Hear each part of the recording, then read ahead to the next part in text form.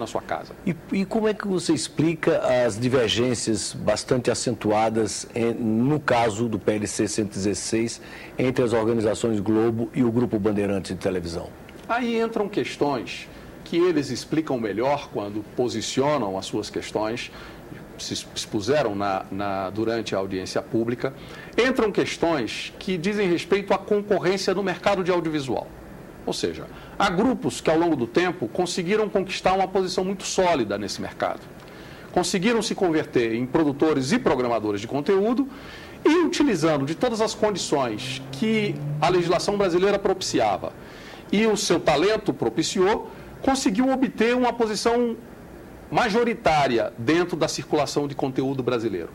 Há outros grupos que, embora também tenham muito talento, muita qualidade na sua produção e na sua programação, não conseguiram ter um espaço relevante assimilado dentro dessa programação realizada. Portanto, a questão que se coloca entre os radiodifusores, em grande medida, diz respeito à necessidade de haver mais competição na camada de audiovisual. Haver mais competição entre programadores de conteúdo e entre produtores de conteúdo. O que nós dizemos sobre isso é o seguinte: o PLC 116, pela primeira vez, está dizendo com toda clareza que nós temos dois mercados que precisam ser regulados: o mercado de telecomunicações e o mercado de audiovisual.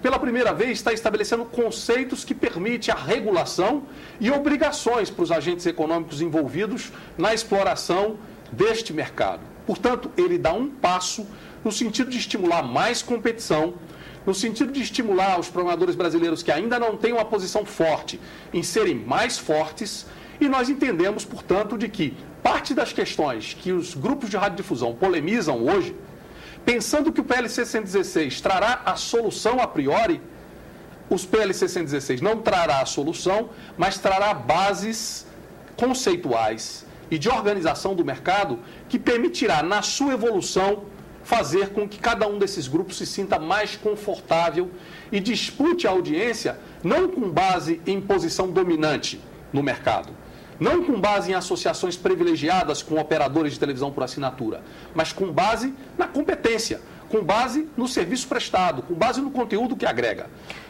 Nosso ponto de vista, Armando, se você me permite, apenas gostaria de acrescentar uma coisa. Nosso ponto de vista é que Globo, Bandeirantes, SBT, Rede TV, Record, os grupos regionais, a RBS, as organizações Jaime Câmara, a Rede Amazônia, a TV Bahia e outros grupos regionais, TV Jangadeiro, Verdes Mares, nosso entendimento é de que todas essas empresas de comunicação, Grupo Abril, que são produtores e programadores de conteúdo, têm a ganhar com uma legislação que reforça conceitualmente a importância das empresas brasileiras e a importância do conteúdo brasileiro.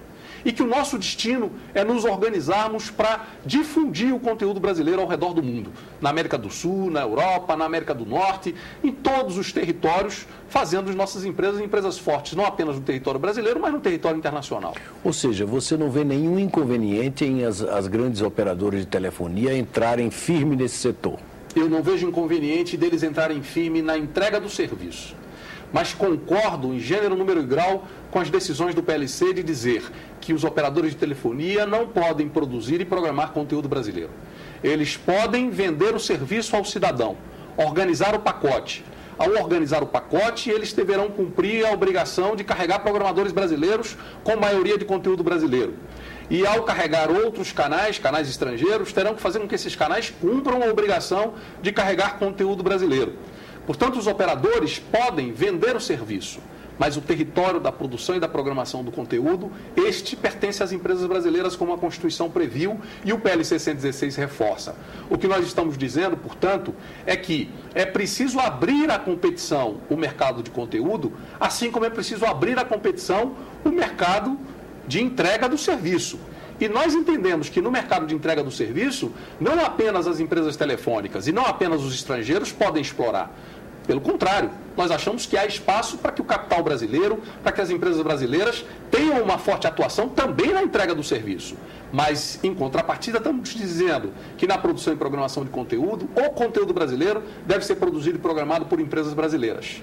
E aqueles estrangeiros que queiram explorar o mercado brasileiro devem abrir espaço e investir no Brasil para que mais conteúdo brasileiro circule e seja feito aqui. Você está otimista em relação à aprovação aqui no Senado, em linhas gerais, do PLC? Eu estou otimista. Estou otimista porque sinto que o tema amadureceu ao longo dos últimos 5 anos. Sinto que se fez pelo esforço democrático a construção de um projeto muito equilibrado, que não é tudo que nós pensamos que deveria ser, mas é tudo aquilo que se conseguiu ser. E eu admiro e respeito os processos de construção democrática, acho que é assim que uma sociedade avança, e eu tenho uma profunda confiança no Congresso Nacional, tanto na Câmara dos Deputados quanto no Senado, que nunca faltou a defesa do interesse brasileiro, nunca faltou a necessidade de respostas às questões que surgem na sociedade e no mercado, e percebo que os senadores estão mobilizados no sentido de adotar uma decisão ainda esse ano sobre o PLC 116. Obrigado pela entrevista. Obrigado, Armando. Eu acabo de entrevistar o diretor-presidente da Ancine, Agência Nacional de Cinema, Manuel Rangel. O tema da nossa conversa foi a regulamentação do PLC 116/2010, que trata do setor de TV por assinatura no Brasil. Até o próximo programa.